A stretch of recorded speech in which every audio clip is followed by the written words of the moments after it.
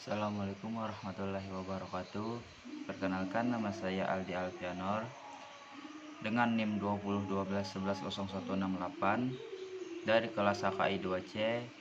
Di sini saya membuat video untuk menyelesaikan salah satu tugas dari mata kuliah pengantar hukum Indonesia dengan dosen pengampu Bapak Sabarudin Ahmad SSYMH.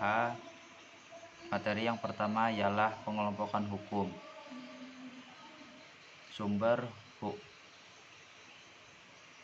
hukum menurut sumbernya terbagi menjadi 5 macam. Yang pertama ialah hukum undang-undang, yang kedua hukum traktat, yang ketiga hukum adat dan kebiasaan, yang keempat hukum jurisprudensi, dan yang terakhir ialah hukum ilmu. Hukum menurut bentuknya terbagi menjadi 2 macam. Yang pertama ialah hukum tertulis. Hukum tertulis ialah hukum yang ditulis atau dicantumkan dalam perundang-undangan. Contohnya seperti KUH pidana. Yang kedua, hukum tidak tertulis. Hukum tidak tertulis ialah hukum yang tidak ditulis atau dicantumkan dalam perundang-undangan. Contohnya seperti hukum adat atau kebiasaan.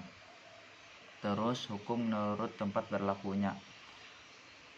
Ada 3 macam. Yang pertama ialah hukum nasional. Hukum nasional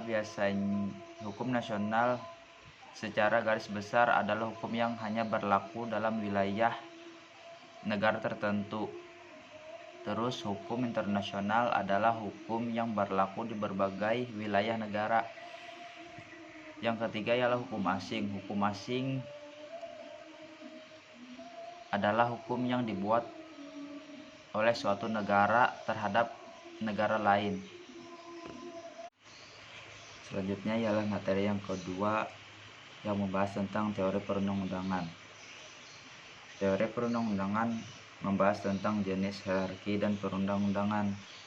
Jenis hierarki dan perundang-undangan terbagi atas 8 macam. Yang pertama ialah Undang-Undang Dasar Negara Republik Indonesia tahun 1945. Yang kedua ialah Ketetapan Majelis Permusyawaratan Rakyat. Yang ketiga ialah undang-undang atau peraturan pemerintah pengganti undang-undang. Yang keempat, peraturan pemerintah. Yang kelima, peraturan presiden.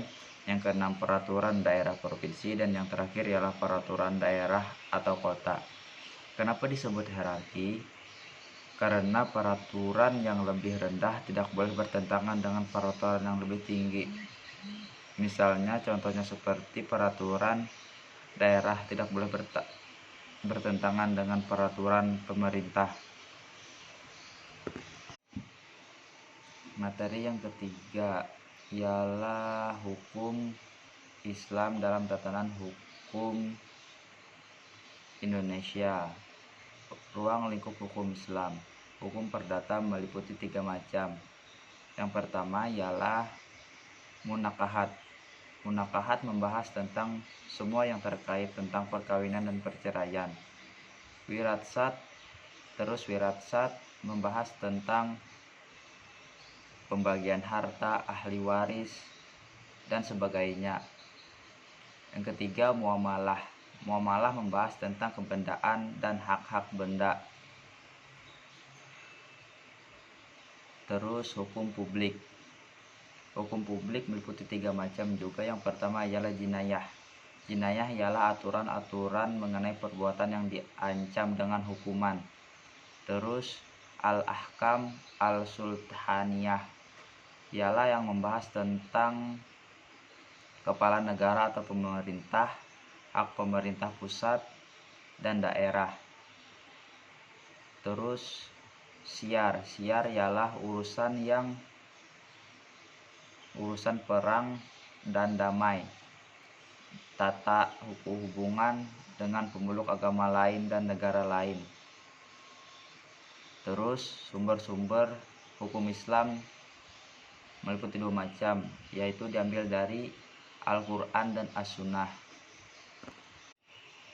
Materi yang keempat ialah hukum adat dalam tatanan hukum Indonesia. Hukum adat pertama kali dikemukakan oleh Profesor Dr. Christian Snook Horigorien dalam bukunya yang berjudul The Aceh, orang-orang Aceh. Terus hukum adat sebagai sumber hukum dapat digolongkan berdasarkan keragaman sebagaimana terdapat dalam lingkungan hukum. Juga dapat dilihat dari perspektif lain, yakni dari bidang pengkajiannya. Materi yang kelima ialah hukum perdata. Pengertian hukum perdata menurut Profesor Subekti ialah hukum privat material yang berupa sumber hukum pokok yang mengatur kepentingan perseorangan. Terus menurut Profesor Sudikno Murtekusumo, hukum perdata ialah peraturan yang mempelajari tentang hubungan antara orang yang satu dengan orang yang lain. Terus menurut Sri Sudewi Masoen Sopwan, hukum perdata adalah sebagian hukum yang mengatur kepentingan warga negara perseorangan yang satu dengan perseorangan yang lainnya. Materi keenam ialah hukum dagang. Hukum dagang adalah hukum yang membahas soal-soal perdagangan yang timbul karena tingkah laku manusia dalam perdagangan. Menurut salah satu ahli yaitu R. Soe Cardono memberikan pengertiannya bahwa hukum dagang adalah bagian dari hukum perdata pada umumnya karena yang mengatur masalah perjanjian dan perkaitan yang diatur dalam buku Burgerlijke Wetboek. Terus hukum dagang Indonesia bersumber pada satu hukum tertulis yang dikodifikasikan, dua kitab undang-undang hukum dagang KUHD, tiga kitab undang-undang hukum sipil KUHS atau Burgerlijke, empat hukum tertulis yang belum dikodifikasikan yaitu peraturan perundang-undangan yang khusus yang mengatur tentang hal-hal berhubungan dan perdagangan CST Kansil 1885.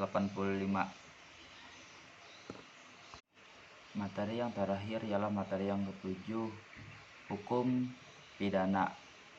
Pengertian hukum pidana menurut beberapa ahli. Menurut Sudarsono, pengertian hukum pidana adalah hukum yang mengatur tentang kejahatan dan pelanggaran terhadap kepentingan umum dan perbuatan tersebut diancam dalam pidana yang merupakan suatu penderitaannya.